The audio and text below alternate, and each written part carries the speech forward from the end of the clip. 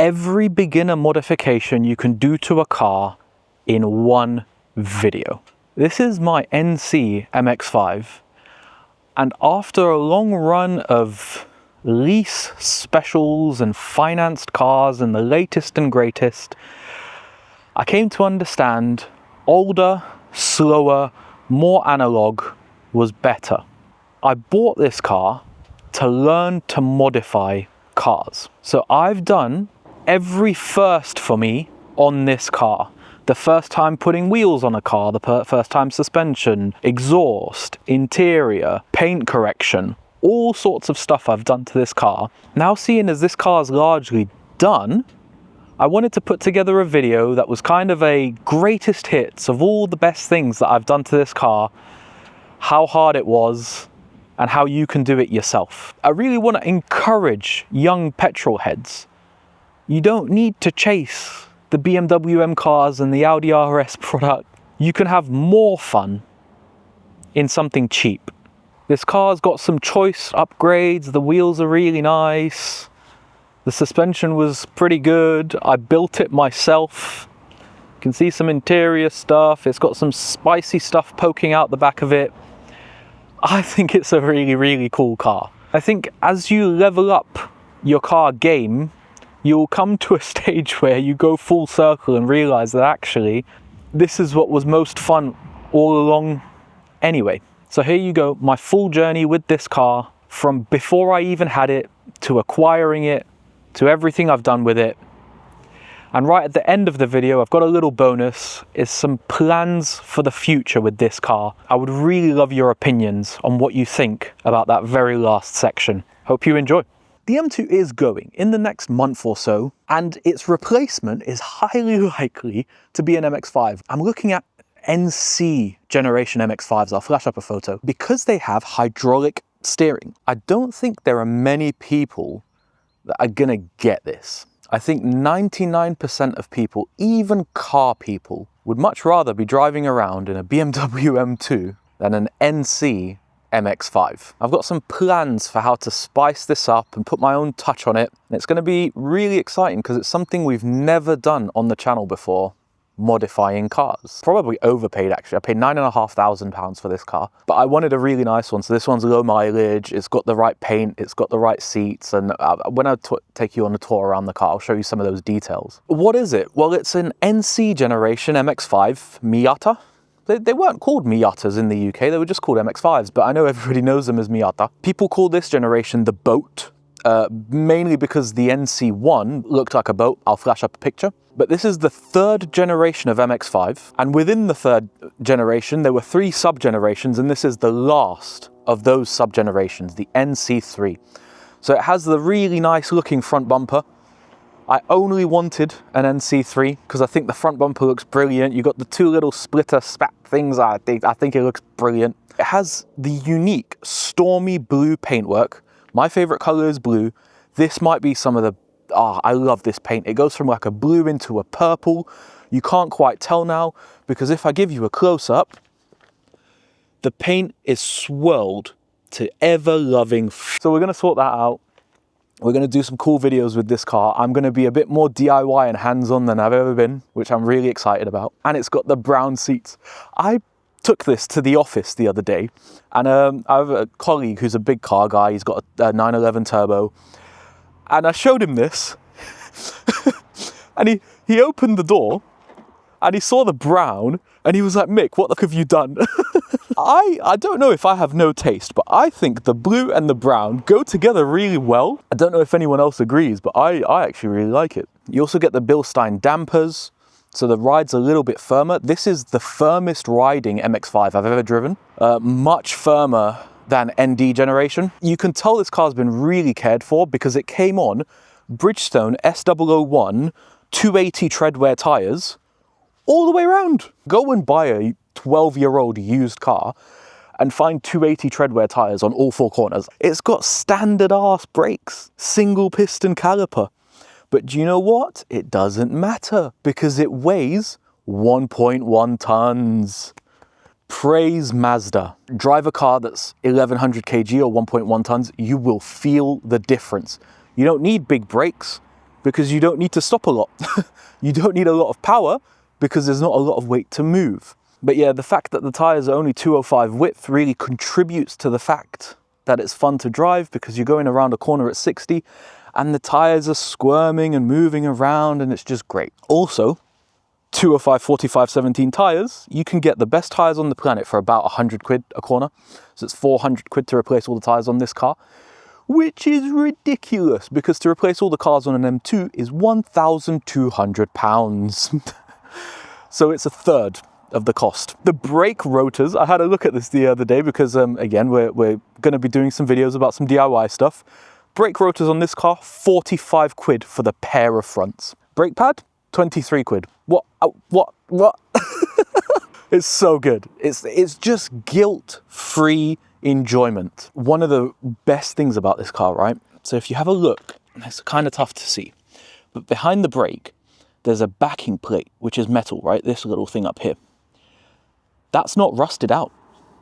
This is a 12-year-old car. Normally, these are just finished by now. I think I got a good example. We'll see. We've got to do something about this because it looks like a remote control car, which is hilarious. Twin exhausts. Do you know what? It doesn't sound bad.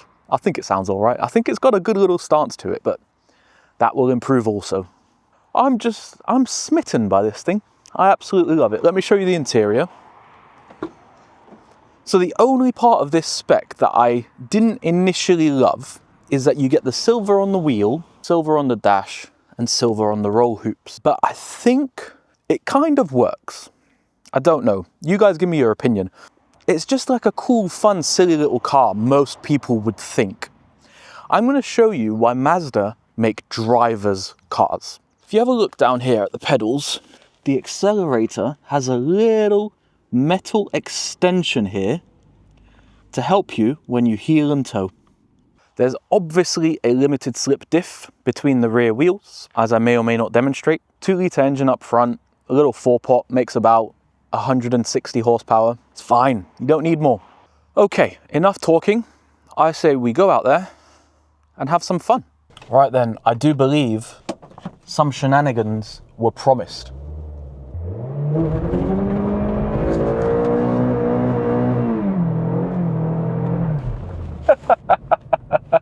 She a good car. So here it is. The M2 replacement. The steering tells you information. And that's all I need to say about this car. End video. It's hydraulic, it's glorious. This is the best steering apart from a Lotus Elise I have ever felt. It's just buzzing away. It's telling you little bits about what the road is doing. It's wonderful. I was driving Phil's ND, and I really wasn't sure between an NC like this or an Abarth 124, which is basically that car with a turbo. And I'm so glad I made the decision that I did, because this is just glorious. The brakes feel mechanical. You have to really stab them to get them to do anything. Every part of this car just feels alive and like a machine. Oh God, it drives so well. People won't get this because it's an MX5, like it's a silly little clown car, right? Like how good could it really be? Guys, it's brilliant. It just comes alive at your fingertips. And that's without mentioning, driving for me is therapy. This car is my therapist. It just communicates. Look at it going to, and you can have fun with it at such slow speeds. Like I'm out here doing, 50-ish miles an hour. We're driving through beautiful scenery. And every time I go through a corner, the steering is telling me, oh, we're actually, do you know what? We're not that far from the limit. Like here, as I brake and as I turn the steering, it goes, oh yeah, we have grip. Now I accelerate and the front pitches and then the steering's like, oh, we don't have as much grip anymore. But it tells me that. I don't know how to describe it better than that. It's just communicating. Look at this, we're going the same pace as a Sainsbury's van, and I'm just having the best time. Oh.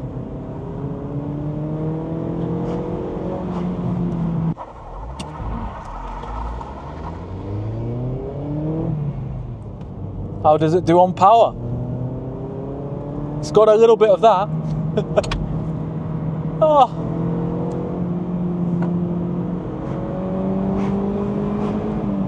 It's a car you've got to use second gear in because it just doesn't have the torque in third. So you've got to use that gearbox, but you're forced to. It's wonderful. You don't have a choice. If you want to go anywhere, you got to use the gearbox. It's so alive and brimming with feel. Oh, yes. You have to actually drive it. It doesn't have turbos. You can't rely on the torque. I've had other cars where I've said you have to work for the power. God, you have to work for the power in this car. But you are rewarded. There is some power there, mainly because the car's so light. And as a result of the car being light, the power goes further. Now you get to have another second gear pull. Look at these corners. Oh, the chassis is talking. Every element of this car, the power, the gearing, the steering, the brakes, the roof, every element of it is designed to make driving fun at slow speeds. And seeing as I live in the UK and drive these types of roads, fun at slow speeds is basically everything I do.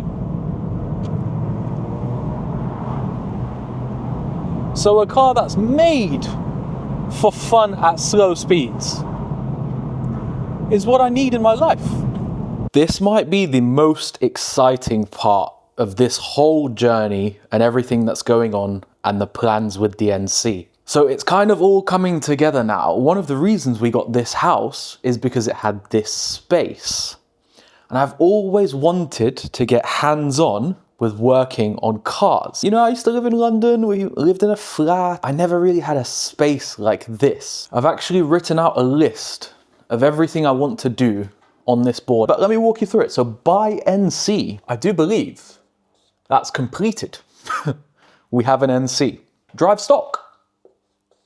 Also completed. The reason that's important is because I needed to get a baseline of how the car drives, what I may or may not want to do with it. Fix paint. So hopefully you guys can see that scratch. Absolutely horrible. There's one over here. Do you know what? It's a good, honest car, but it's not perfect. The paint stuff I've got a little bit of experience with. You know, you can tell I'm into my detailing, but once we get to this line and below, not as much experience. Then the fitment. This one I'm most excited about because it's going to be the biggest visual change. We've got a little bit of arch gap. It's not crazy. It's not quite a fist. It's a 3 finger, almost a 4 finger. That's a big arch gap, isn't it, really, if we're honest about ourselves? I think it's even worse in the front. Yeah, we've got the full 4 finger, full fist pretty much. Yeah, in the front. Got to fix that. These wheels, I don't know. I'd love to hear you guys' opinions. I think they're all right. I think some nice wheels would go a long way with this car. We'll do that too. The suspension is going to be the tricky part. Of all of this stuff, that's the part I'm most worried about because once again, I have no experience. So it would involve getting this car up in the air, all 4 corners, getting all the wheels off, getting all the suspension off, installing some spicy coilovers, or maybe just doing the springs. I don't know, you guys give me your opinions. I think just doing the springs would make it look better, but it wouldn't handle better.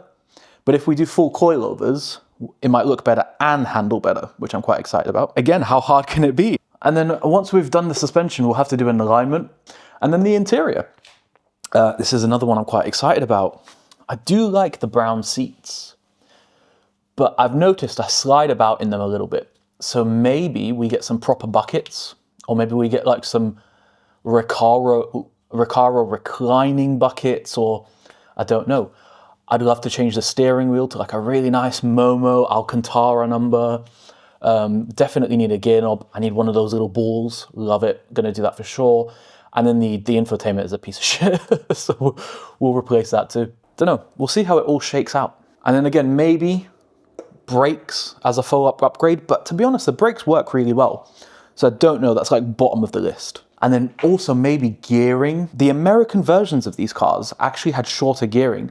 So in second, you only went up to about 50 miles an hour, whereas this car will go to 62 in second. I think shorter gearing could be fun. And it's, from what I understand, it's a fairly simple process. You just swap the differential. There's so many things that we could do. The opportunities are limitless. So yeah, that's about it. That's where I stand. I'm really, really, really super excited about this. I hope you guys are too.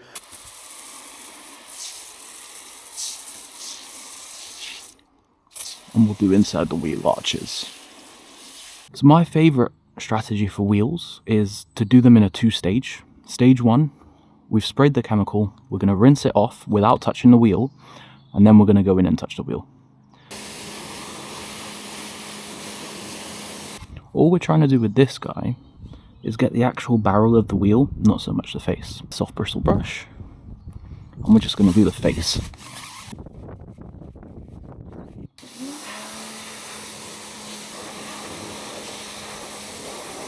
Boom, that's it. You've got perfect wheels. I always see people doing that in Instagram Reels, so I thought I'd do it to look cool.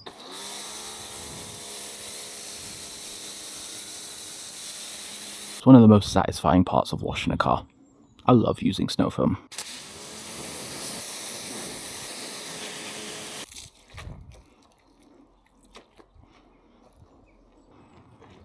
That's that done. And now we rinse.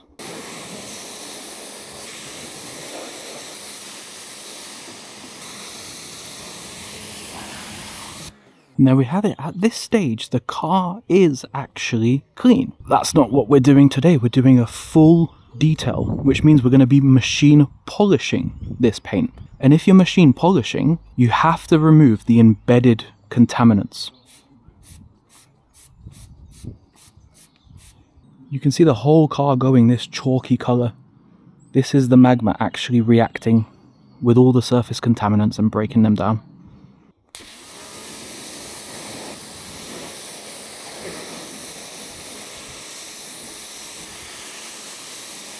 Alright, so that's the chemical side of this done.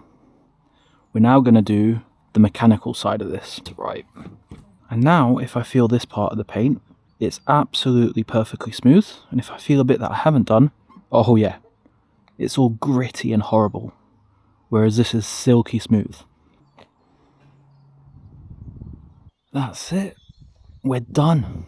Now, to most people, that would look like a perfectly clean car. We're detailers, aren't we? All I can do is, now that the car's clean, I'm noticing every swirl and scratch on this paint, and they're all over the bloody thing, which really annoys me. The only way to get rid of those is with a machine polish. So that's what we're going to do next.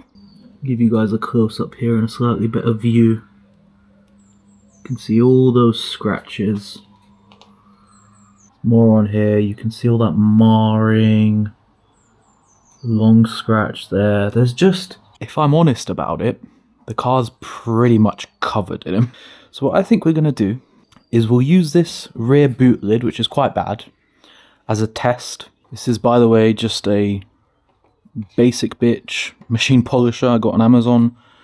It was like, I don't know, 60 quid or something. You don't need the latest and greatest.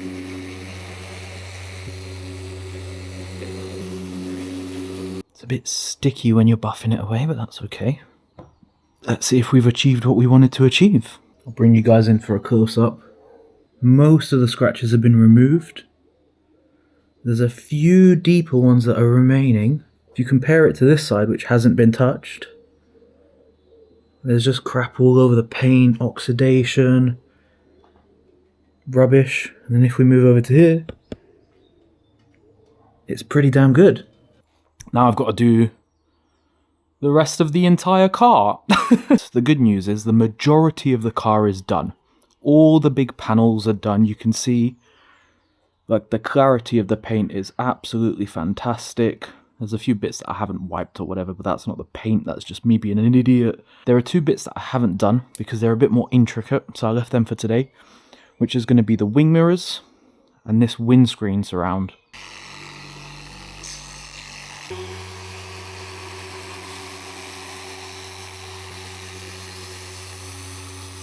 Mirrors are looking great now. This is wonderfully silky smooth and glossy. That was a long, arduous process. If the wash and decontamination took 4 hours, I was probably correcting this car for about 6 to 8 hours. Definitely not going to do it in one day, I don't think, even on a small car like this. But the car does look absolutely fantastic. It's silky smooth. It's super glossy. I mean, just look at it. It looks brilliant. Now that we've clayed and polished the car, there is no protection on this car whatsoever. So this clear coat is bare, and what we need to do now is protect it. So I think we're going to go liquid wax for this one. The car already looks bloody brilliant. I think this is going to really make it glow. When it comes to waxes, I like to do little circles. Let's grab the light and see if we can see a difference. Oh, that is deep and rich. That's looking absolutely brilliant. Let's see if we can see a difference going across to here. See, there's just a little bit of hazing on this side. When you come to this side, it's like this really saturated blue. I don't know if that's going to come across on camera, but this side definitely looks better. Big win. Look at this car positively glowing. The wax does make a difference. I'm really happy with that. I think that's the cleanest car I've ever had. I think that might be a better paint quality right now than the M2 was. It's 2 days of work to clean an MX5. I don't think many people are going to do that, but I'm pretty happy with myself. I think that looks brilliant. One of the projects, the first ones, was to fix the paint. I do believe we can well and truly tick that off. It's absolutely glowing. Looks fantastic. Now I'm going to quickly run outside and take some beauty shots of this car for the half an hour it's going to remain clean in the UK weather. Hope you enjoy.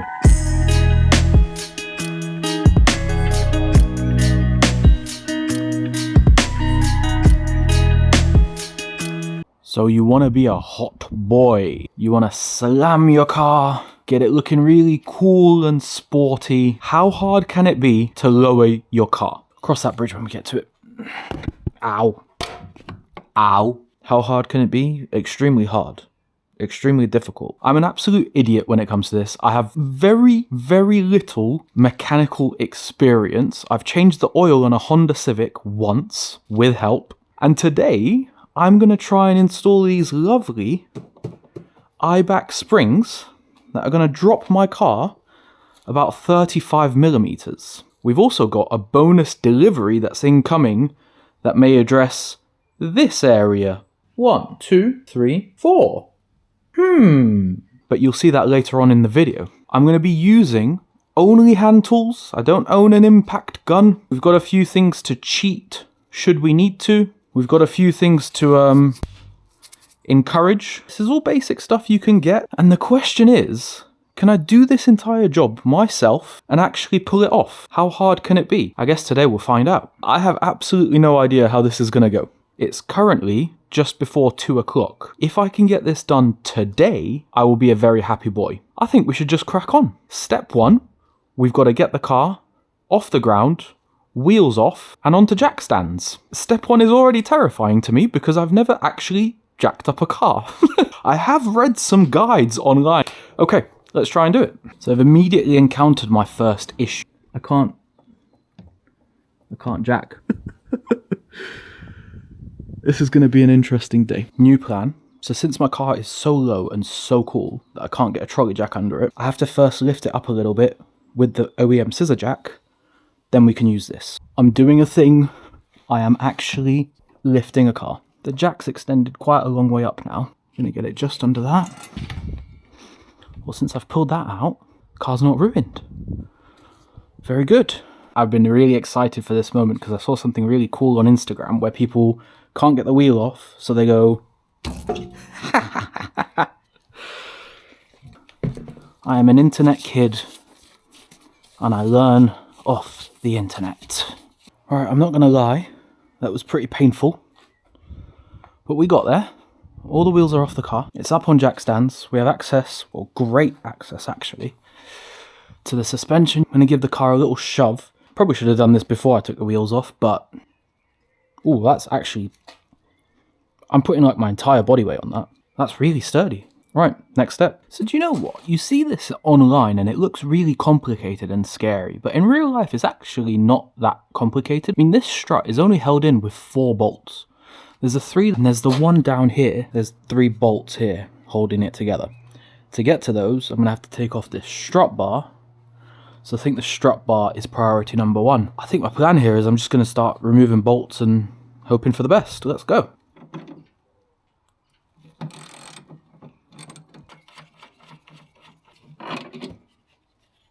The first part I removed. Very cool. So far so good. I mean, it's just like a big jigsaw. It's not that hard. Famous last words. Ooh, that bitch tight. Well, we got it. We got it. So we can get these bolts out.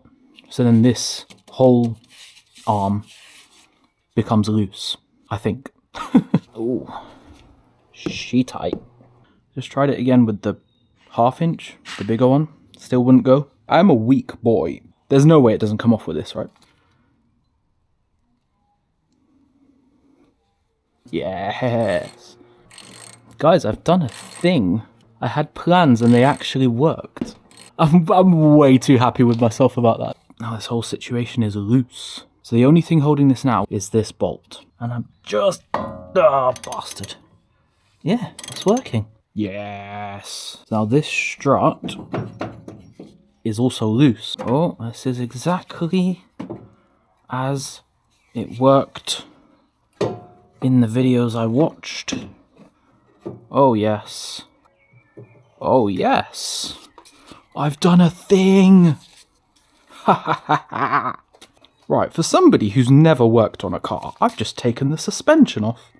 I'm quite pleased with myself.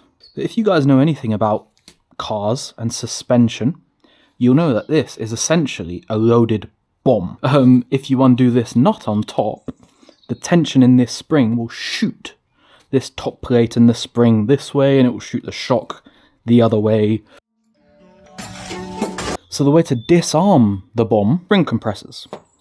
These are probably the most dangerous tool that you can use in a garage, and it's my first time ever really working on a car, so fingers crossed, you know, we don't die. I think we'll be okay. I've watched a lot of videos. I'm a sensible dude. So what we've got to do now is we've got to get these spring compressors mounted on this spring, and then eventually, once we've taken the tension out, we can get that nut off. We should be good to go, I think. Slowly but surely, it is happening. Oh yes. Satisfaction. A lovely, snazzy eye-back spring. This is one of the front ones. And now we'll just rebuild it. Coilover has been built. Right, so what we're going to do now is feed... Ow. Ah, for fuck's sake. No. Oh, no. You know, all that effort I put in to correct the paint? Yeah. Scratch. Scratch. Big scratch. Fantastic. Well done, Mick. How hard can it be? Clearly very fucking hard. Ah, that's really annoying to get some touch-up paint on that. Oh, that's quite tight, isn't it? There we go. Oh. There it is. So it's now 9:20. The sun has set. I've just finished putting the strut bar back on. It's all on there, solid. I am very, very tired. I have a brand new appreciation for mechanics. Maybe as you do this more often, you get quicker, but it took me 8 hours to do this, and I've only done half the car. My back is absolutely finished, and we're nowhere near done. It was an extra bonus nightmare, which was this sound tube. I had to basically remove the whole thing, so I had to unbolt it from the firewall, unclip it from here, unbolt it from here, which is a bolt I forgot to put back in. That's got me worried now. How many other bolts have I forgot to put back in? I guess we'll find out. I haven't had the end result visible yet. I haven't seen it. So at the moment, it just feels like misery. But I know when I experience it and see it and it looks amazing, it's going to feel really good. So I'm just holding on to my plans of that moment. All right, let's move on to the next day. Day 2. Today is the day of rear suspension.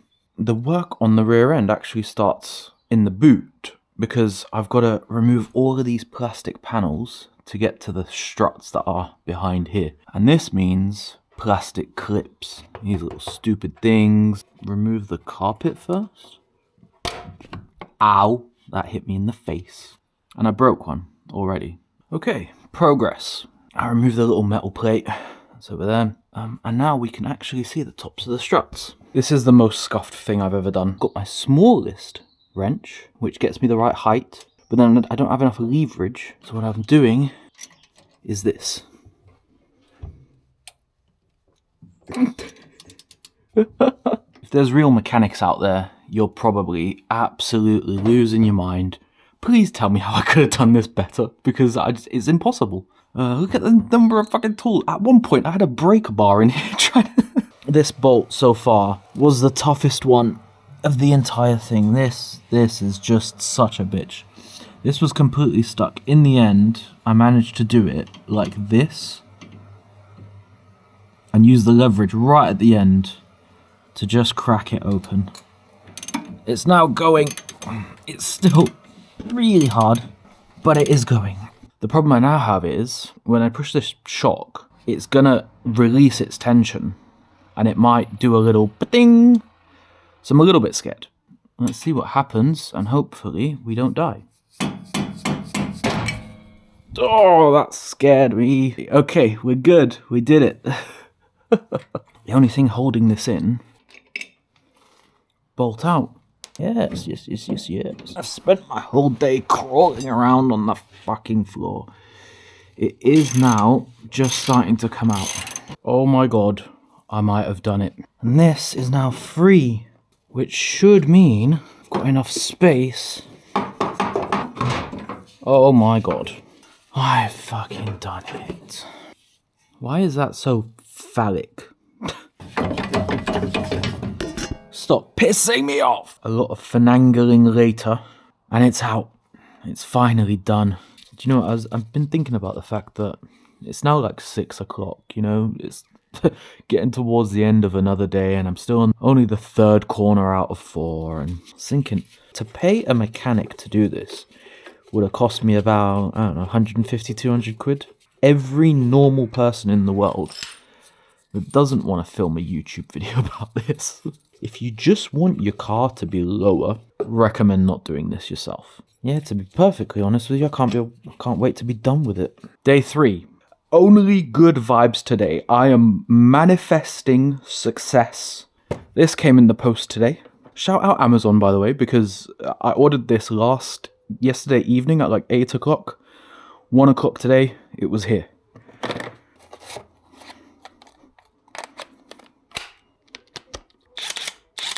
We're gonna do this. We're really gonna do this today. There's no way I can be defeated now. I have the cheater. I should be able to put this on here, press the button, and it will come apart. Fingers crossed.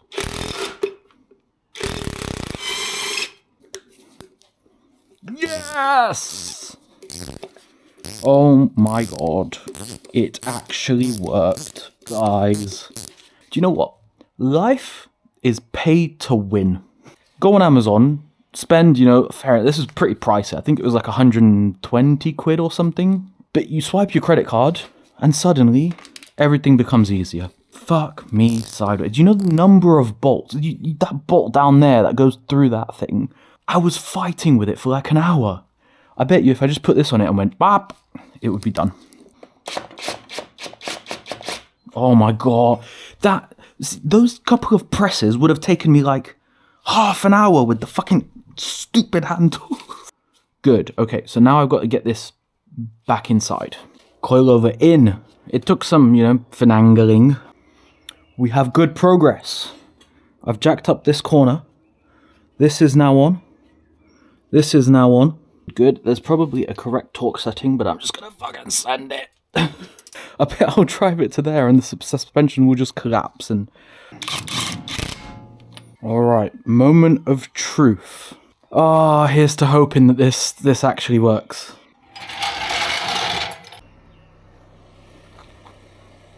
It's pretty good.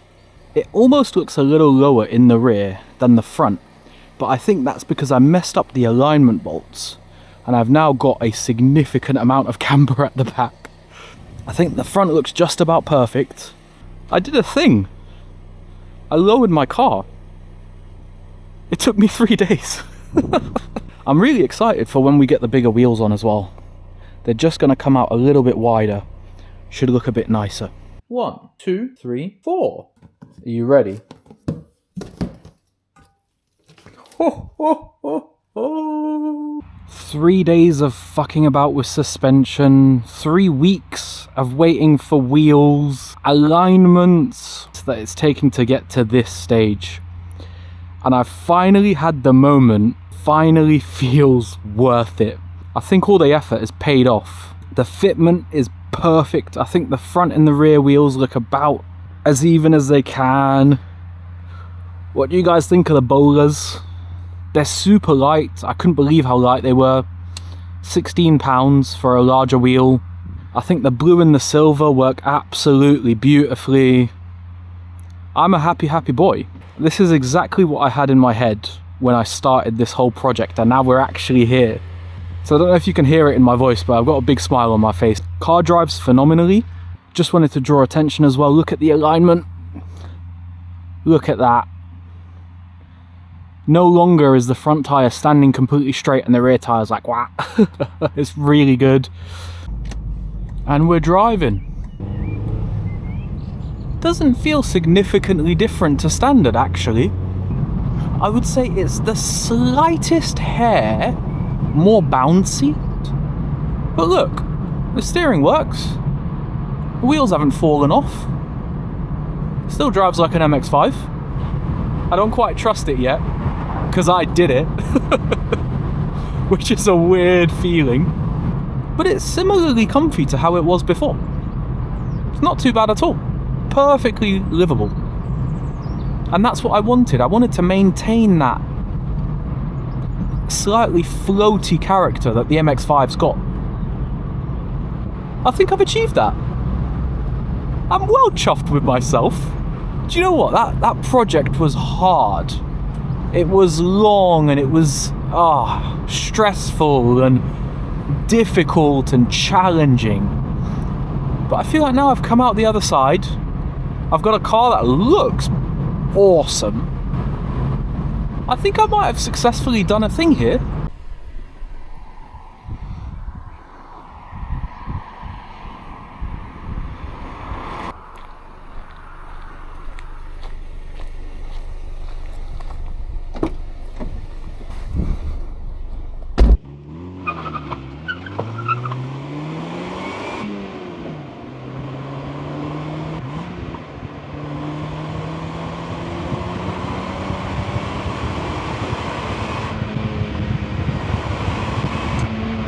How hard can it be to install a new head unit in your car? We're going to go through the removal, the new head unit, the wiring, the reinstallation, and the actual setup of the unit. New head unit is a massive upgrade, especially for older cars like this, because you can have things like Android Auto. You can use the maps from your phone to direct you wherever you're going.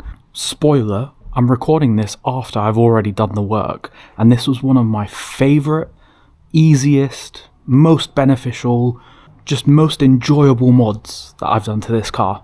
So I would really highly recommend this one for you guys, especially if you haven't ever done much to your car. Let's get into it. I've got a selection of things. A big shout out to Toto for supporting this whole build. This is their X10 head unit, which I'll show you a little bit later, and is like the best thing you can basically put in the middle of your car. We've got some things to connect it. I did this in the last video and I thought it was quite nice to give you a reference point for how long everything takes. So right now, sitting here with all the products in the boxes, haven't begun anything, 5:25. Odds on me getting this done before the end of the day, I think very little. So we'll see if we can make it happen. So the first step of this whole project is to remove this old shitty standard head unit. To do that, we've got to remove the center console. And to do that, we've got to... I think this just unscrews. I'm already feeling confident. I've done a thing. Right, so center console time. I think the first bit is this panel, which should pop off. I don't actually know why there's so many different trim tools. This looks like the most appropriate one to me. If you watch me struggling with something for the first time, you might feel better when you try and do it for the first time. Aha! Result. Do you know what? The first piece you remove always feels really good. Feels like we've begun. Do you know what? Opening this toolbox brings back horrific memories of being on the floor here and crawling around and trying to get the suspension to come apart. I did not enjoy that. I'm really hoping that this project is a lot easier.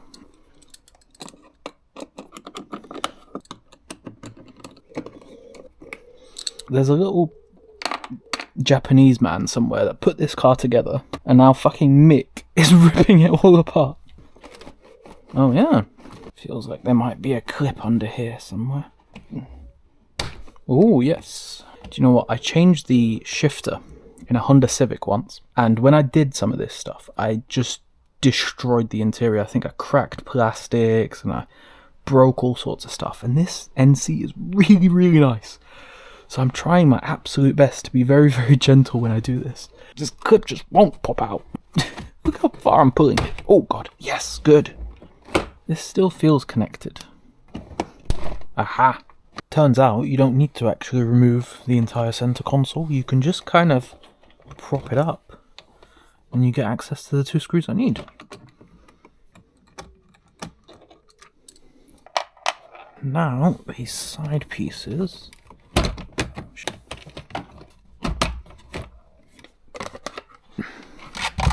Some more screws down here.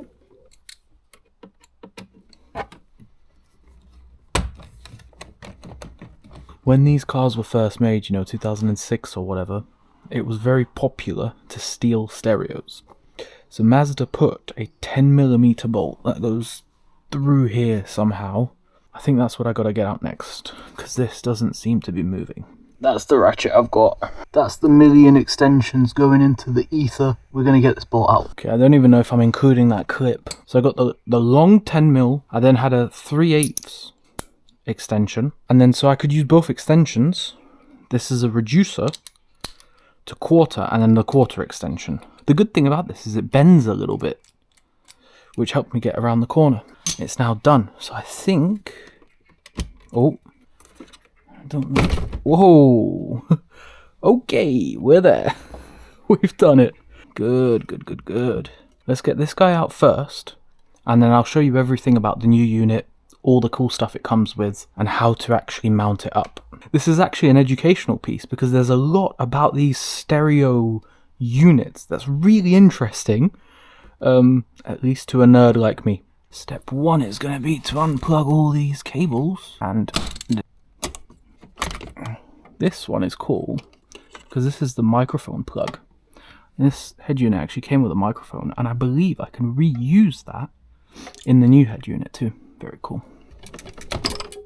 Like, why is that so difficult? Fucking come on. Yeah, you got it. Aha! That's the... Oh, it's the fucking AC controls that's bothering me now. So, let's do some maths.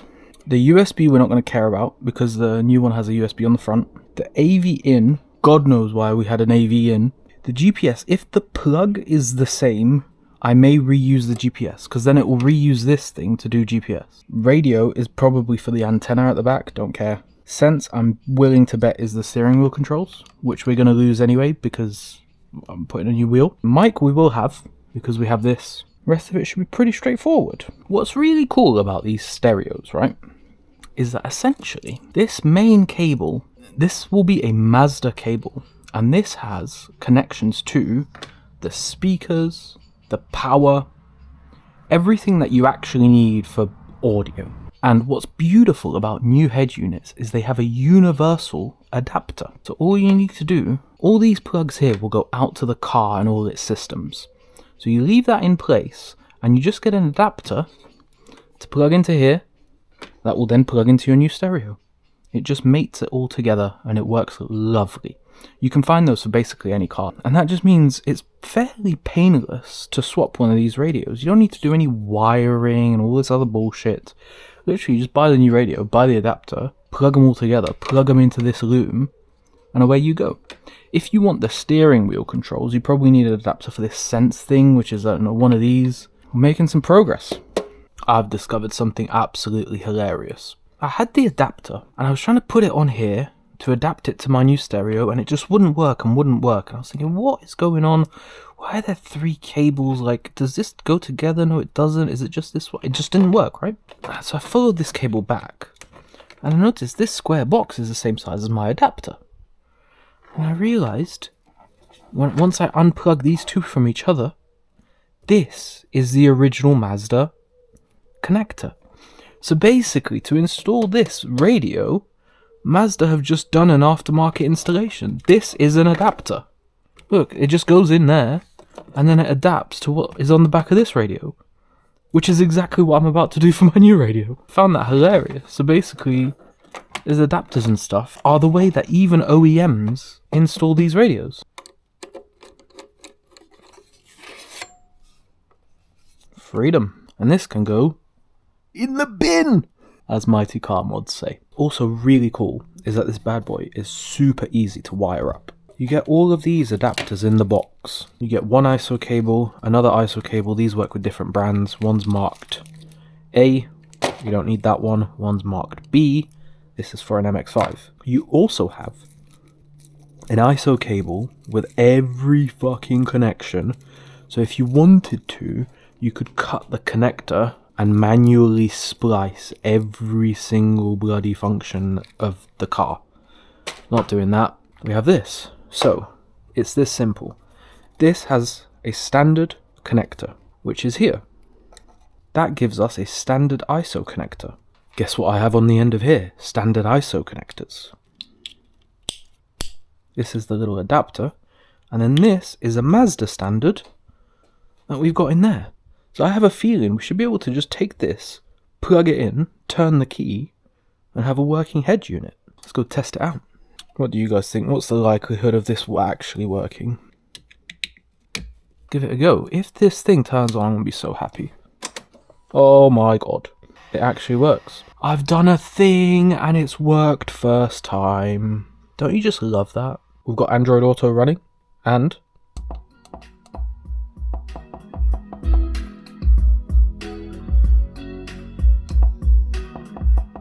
I'm pretty confident that sounds better than it did with the original stereo. I keep saying searching for GPS. Oh no, it's got GPS. So this is another question I had, right? I think it will make more sense if I show you this. There is this monstrosity, right? So it's got this big fucking GPS antenna, and then this slim one that I think you're meant to hide in here somewhere. I'm never going to use the inbuilt sat-nav on this thing. I'm only going to use Android Auto. My phone has GPS, so this doesn't need a GPS antenna. Do you know what? Let's test it. I can't even put the handbrake fully down because no one in history has ever done this before. We're going to have 0 head units by the end of this. I can't tell if it's working or not. Right, when we turn left here, we'll figure out if it works. Oh yeah, it works. It knows where I'm going. Oh, I turned on the lights and this went dark. It knows things. If I turn them off, hey! Is that how the head unit knows to be dark or light? That's really cool. I'm just gonna go back home, and I know I don't need to put the poxy GPS thing back in. Okay, we have established I'm not a complete moron. I've actually done a successful thing. If I was a better mechanic and or audio installer, I would do a better job of that, and I would like cable tie everything and like make it all neat. I'm just gonna shove it back there. If you want to do your own radio installation, this might just be the easiest mod I've ever done in my life. Like, that took me, who is an absolute moron and sucks at working on cars. 9 o'clock, what's that? 3 hours? That's phenomenal for me. I suck at this. Alright then, I believe we're going to move on to day 2 and other projects of this and this variety. See you there. How to replace the steering wheel in your car. I'm going to go through all the tools you will need, how to remove your original steering wheel, how to mount the boss so you can mount your new steering wheel, how to hook up your horn and airbag, and then how to actually mount your new steering wheel. And just as a bonus, I've got a little review of aftermarket steering wheels in general right at the end of the video. If this is not your first Mick Drives Cars video, and if you think that looks hella cool, subscribe below and maybe give the video a like. Let's get into it, starting with all the parts that you'll actually need. This one is really cool. It's going to make something happen that none of the other things can. If you don't know what this is a steering wheel boss. Basically what it will do is we're going to remove this steering wheel. This will connect onto the steering shaft. That's what all the splines are for. And it will allow me to mount a custom steering wheel. That brings me on to this. Yeah, I'm cheap. This is what people will technically define as an eBay steering wheel. Now, the truth is, I really wanted like a nice Nardi or a Momo or something, but I don't know if I'm going to like this. I don't know how much I'm going to miss the steering wheel controls, and not having an airbag kind of weirds me out. So I don't know if I'm going to love this, and I didn't want to spend like £200 or £300 on a real steering wheel. So I did a bunch of research, and I got what looks to be the best cheap one. Yeah. I have a thing for silver. I don't know why. Everything that I'm putting on the car, the wheels, the wheel, the gear knob, are silver. I've done that by accident. I didn't really think of it. It doesn't feel particularly flexible. So it's ever so slightly smaller, significantly deeper. When I was thinking about doing the interior refresh, the main reason I even wanted to do this is because I cannot get completely comfortable in this car. I have a weird body. I've got really long legs, but then a short torso. I'm not particularly tall. I'm just under 6 foot. But if I get my seat to the right distance for the pedals, I'm then like kind of reaching for the steering wheel, and I've never got perfectly comfortable. So I would love if the steering wheel would come out a little bit further. Also, my hands, I'm a sweaty boy, and this leather is very sweat inducing. Well, they market it as Alcantara, felt Alcantara, that is not it. But it's like a suede material. It should be better than just leather for sweatiness. I'm quite excited about this. This is really cool. I think it's going to set off the car.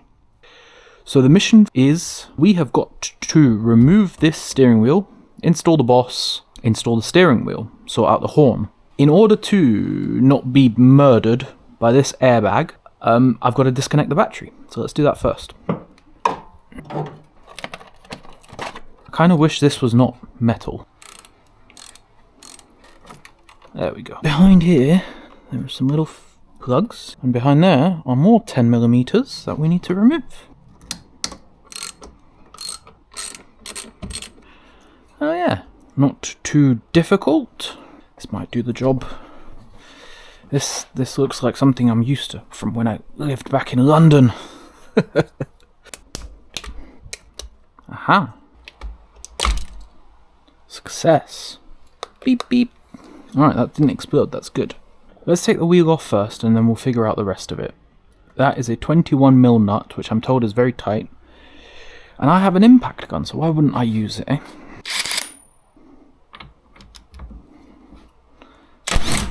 Well, that was easier than I thought it was going to be. I probably could have done that by hand. Okie dokie.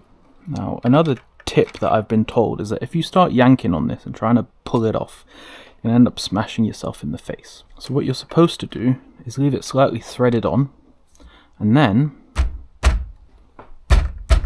think this is going to need some strength, which I do not have. As you guys know, I'm a weak boy.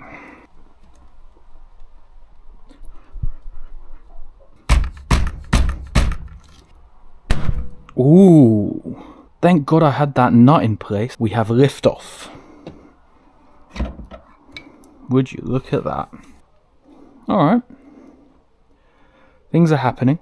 Now what worries me is, see, this connector is, I believe, the horn. It's on the very edge. It would be this very first pin. And you see, I do believe I need an horn. We might be forced to do some wiring today. So this is kind of the downside of buying, you know, cheap steering wheels, cheap hubs. The products themselves are not terrible, but the stuff they come with potentially isn't ideal. I don't even know if you'll be able to see this on video, but that is the resistor that I have been supplied. So I folded it into the airbag thing. That's all secured. I think that's okay. I'm going to wrap that in electrical tape. I've also done something very sketchy, which is I've taken one of these spade connectors and I've just jammed it on where it should be, that one pin.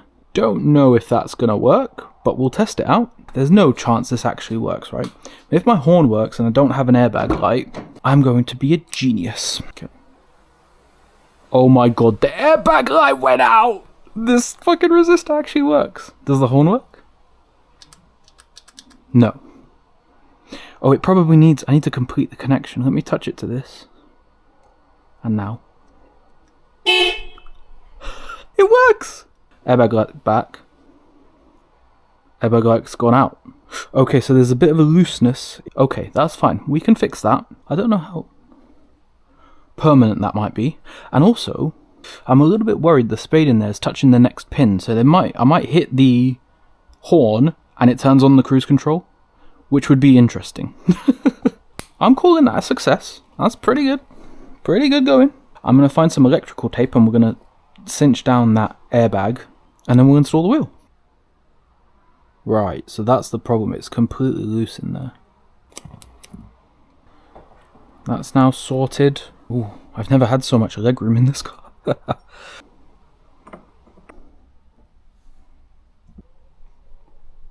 Oh, it's going on there. It is. So this is on here. I'm just starting to cinch this onto here. I'm not doing it too tight yet. This arrow is matched up with this arrow, which is matched up with the top hole here. I think we can go and grab a steering wheel. I don't know about you guys, but I'm incredibly excited for this. This is the best part of the whole project for me. I was really looking forward to this part. I think that position is glorious. Yeah, this cable's got to come through here. It's going to go into the wheel, whereas this is just going to wrap all the way around. Something like that. And then it's going to be hidden under this cover. Editing Mick here. This cover was an absolute nightmare. I didn't really give context when I was recording it because I was very frustrated. The cover doesn't actually fit. The cover itself was a little bit too long. So what I had to do is take some garden clipper shear things and actually cut down this piece just so that it would fit on my car. And obviously this looks messy and it's not ideal. This is one part that I really didn't like on this project. This is the downside, realistically, of buying cheap hubs, cheap anything. They just don't fit right. Anyway, managed to do it, so we keep going. Now we get to do the really exciting part. Another thing I've noticed is that, again, buying cheap items, right? These holes are countersunk, but the screws are not countersunk. Good news is the screw holes are lining up. I can just immediately tell the position is just so much nicer. Right. Oh, that feels so good. Right, now that those are on, I can get a torque wrench and actually tighten this middle one down. There we go. That's looking really good. Now we've got a wire and horn. There we go. I wonder if we can give it a little bend. Learning as we go. Come on, fingers crossed. Please, airbag light go off. It went off. Does it come back? It has not come back. Ah! We're doing stuff. I've got a finishing touch here. This should be the easiest mod of the entire thing. Very simply. That just looks absolutely fantastic. The ball's a bit shinier than I thought it would be. In the center of the steering wheel is a bit shinier than I was hoping for as well. I was hoping for more of a finish like this, these wheels, but still, it's pretty fucking good. So this has been done. We can now tick off the interior as another part that is finished. We have done a lot of things to this car, from buying it and driving it, and the paint and the fitment, alignment, interior. Originally, I had planned to give it more power. I think that is useless, and I think my next step for this car is not to worry about the power, because it doesn't need more power. I think I'm going to change this line to sound. And I think there's something to be said for also the look at the rear end. Hey guys, Chris Fix here. Wait a minute, no. I would never dare. Chris Fix is an absolute legend. Some of you guys are mentioning in the comments that these recent videos are making me like Chris Fix. So thank you kindly. That is actually very high praise. How hard can it be to make your car sound really, really good? We're installing an exhaust on this car today, and I'm going to take you through every step of the process, from showing you the exhaust, removing the stock exhaust, installing the new exhaust, the first start, the first POV drive with the in-car audio as it would sound when you're actually driving it, and then as a bonus I've got comparisons of the stock exhaust and the new exhaust for both cold starts and what it sounds like on the road. If this is not your first Mick Drives Cars video, maybe subscribe and leave a like. So this video should be a pretty good one-stop shop if you're considering making your car sound better. A lot of people say this is a fairly easy modification to make. I guess we'll find out. I have a feeling it's not going to be as simple as we're hoping for, but it should be a really good and worthwhile thing to do to improve the car. So let's get into it, starting with the new exhaust. Actually not a sponsored video. I paid my own money for this exhaust, and I've gone with a Malian performance line exhaust. So Malian are known for really loud exhaust. They made the JDM Cannon, the single exit. They're kind of known for being a bit loud and a bit brash. However, this one is the quietest exhaust they make. It's like being a kid at Christmas. Got to give them a shout out. Again, this is not sponsored, but I ordered this on a Thursday. It was here Friday afternoon. The benefit of Malian, of course, above some of the other like bigger brands, is that this thing was 250 quid. One thing I'm really looking forward to with this installation, theoretically, this should be really straightforward. Essentially, all that holds these exhausts to the car is these 4 little prongs, which you just pull out, and 2 bolts. Now, one of the reasons I wanted a Malian exhaust, the fact that these tips are movable. Obviously, you have to use the clamp to clamp them down. That was a big selling piece to me, because I'm all about fitment. I mean, you saw how much effort I put into the suspension on my car. I like things to fit really nicely. And if you get these tips that are welded in place, you've got no way to adjust how the exhaust fits. So my logic was that if I get a Malian with the movable tips, it should let me dial in exactly how the exhaust fits. Oh, I'm looking forward to this. This is going to be good. So when you're doing this, you actually only need access to the rear, and the best way to do it is to get little ramps that you drive the car up onto. Small issue, I do not own any ramps. So what I'm going to do is jack the entire car up, but I won't bother you with that this time. It will just get done. This is what my old ride height used to look like. I'm getting pretty good at this now. I did this in about half an hour today. Let's get this stock exhaust off. So I'm under here now. This is the exhaust. These are the rubbers that we're going to have to remove. And you can see how the stock end of the exhaust is kind of domed. So it's really hard to get out of these rubbers. But I have a tool for that. I'll show you in a second. The other bit we're going to need to remove is this connection here. There's no bolt on this side, but there is a bolt on here. I have a feeling this is going to suck more than I'm ready for. WD-40, I think, before we do anything else.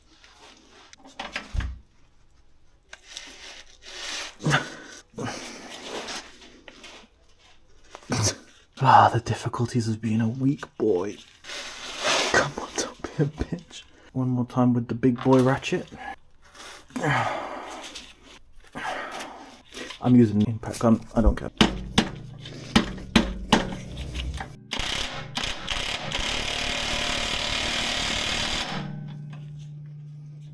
There she's going. This impact socket is physically hot. Probably because of how much torque has just gone through. I think that's why they say you should put real impact sockets that are like designed to handle such things. You shouldn't do what I'm doing, which is just using a normal socket. I'm learning little things like it's really important how you seat the socket. So look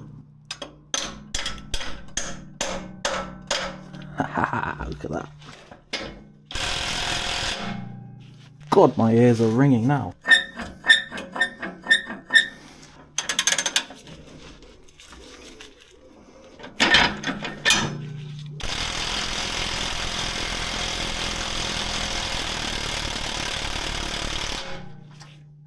Setting fire to the rust. I think it's like 10 AM, I've already had enough.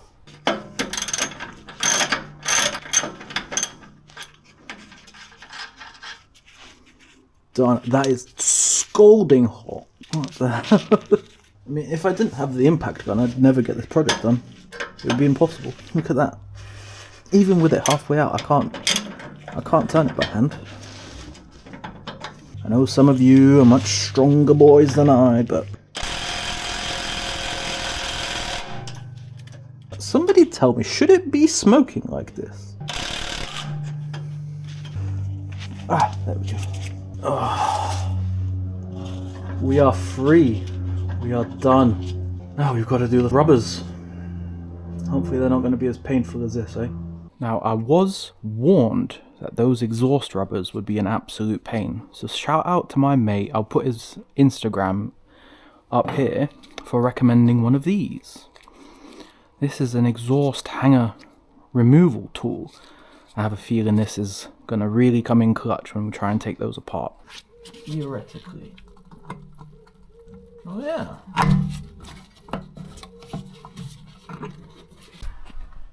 Halfway there. Exhaust is pretty loose now. Huge shout out for this tool, because without this, I have no idea how I would have done this. Right, I'm on the last hanger now, and I'm very conscious that when I take this off, the exhaust is going to fall down. So, I'm using my knee to support the exhaust when it inevitably falls. There we go.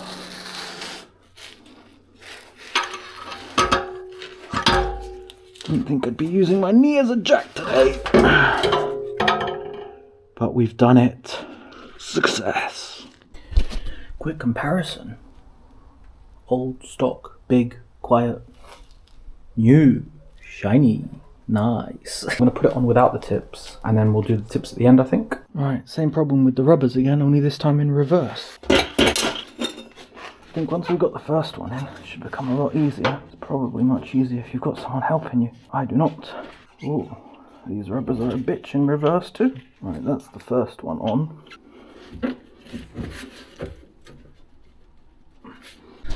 It turns out the secret was lubing them up with some WD-40.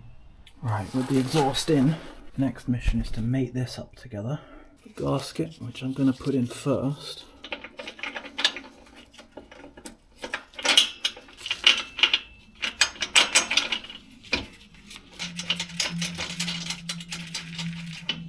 Good. This little gap that we've got in between, I'm going to have to cinch that completely down.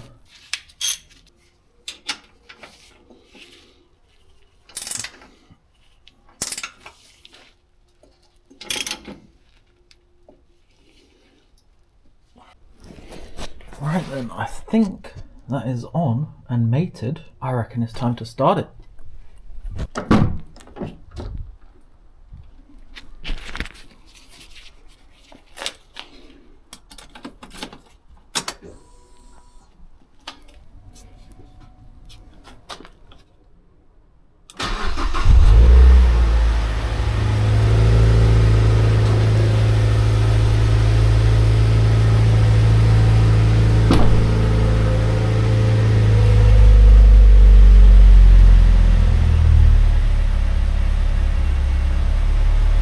pretty tasteful, I think.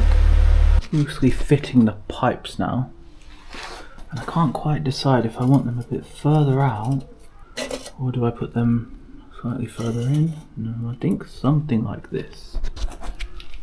I think this one's about spot on. Yeah, I think this is about what I want. So you can just see the logo peeking out the side. I can always move them. Don't know if that's slightly too far out. I think they look pretty good. I might end up moving them back a little bit. I might also mess with the baffles because right now they don't have baffles in.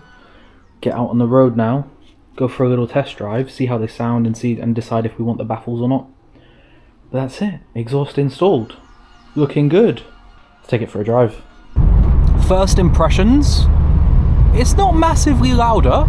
There's just a taste of sportiness now, which I really like.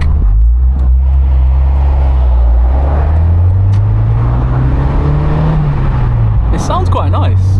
Alright, I'm very curious to see what a second gear pull sounds like. This is the first time I'm going to experience it, so come along with me.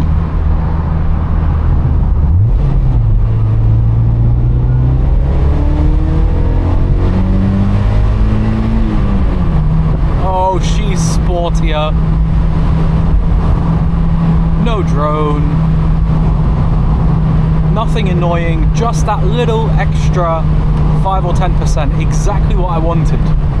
It could have even been louder, to be honest. Not too crazy. It's still an MX5, you know, it doesn't have to be some crazy loud machine. Just a little bit of spice. Big fan. Another little pull. Let's do third gear this time and see what the mid-range is like. It's lovely. Now let's get a heel and toe into here.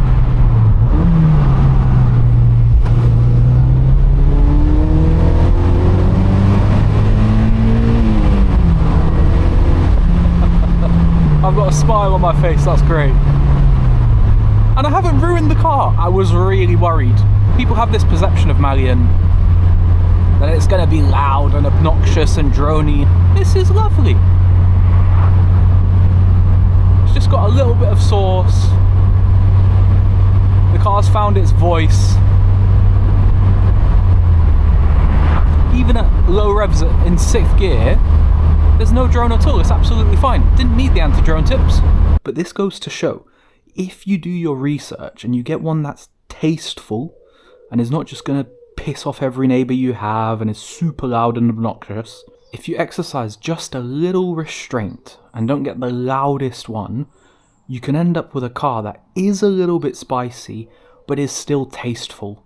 I'm really, really happy with what we've done here. So now I'm going to show you the comparisons before and after. First, here is a cold start.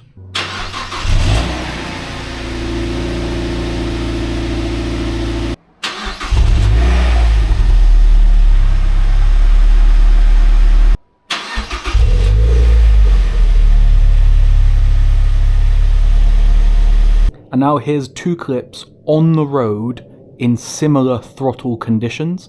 You'll notice the cameras are in different places, but the microphone is in exactly the same place, which is clipped to the rear license plate. The audio should be directly comparable, even though they're filmed from different perspectives.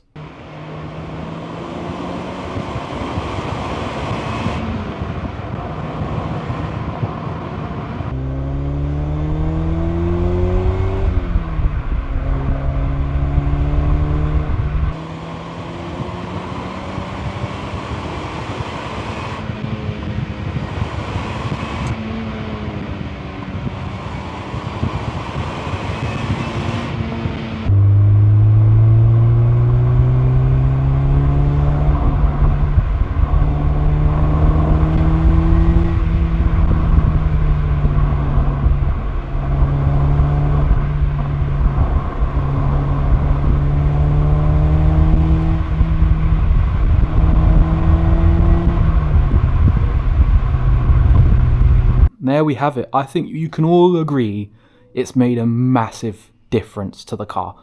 I'm really, really enjoying it. It's really, really good.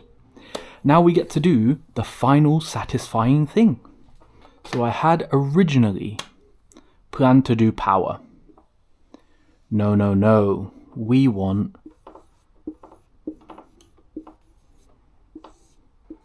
We will do a servicing video at some point once the car needs it, but I think the vast majority of everything is done. The car is perfect. I'm sure that will change over the years, but I'm really, really happy with where it is now. It looks awesome, goes awesome, sounds awesome, feels awesome. There's nothing that I would really change now. My name's Mick. I drive cars. Peace. So now that this car is finally finished, we can wipe all of this stuff off the board. I just want to make a point about the fact that I wrote all of these points down, I committed to it, and I did almost every single thing on this list. Some of it changed, yes, but I'm actually quite proud of myself there because I said I was going to do something and I bloody stuck to it.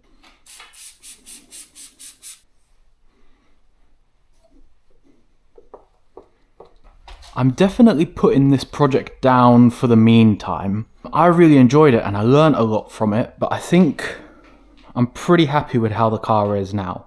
Long term, I might do some other things, and I would love it if you guys would give me some ideas for what you want to see me do to this car. At some point, I know I'm going to get the itch to start working on this thing again, because as sad as it is, I really did enjoy it. It's very satisfying when you build something with your own hands. I really like that aspect of it. So let me know some things that I could do that would challenge me, right? I've got a few that I'm kind of thinking about. The suspension probably isn't good enough, just having springs on the stock Bilsteins. So I do think next year I'm going to go for a proper coilover setup. I also don't love how flexible the car is.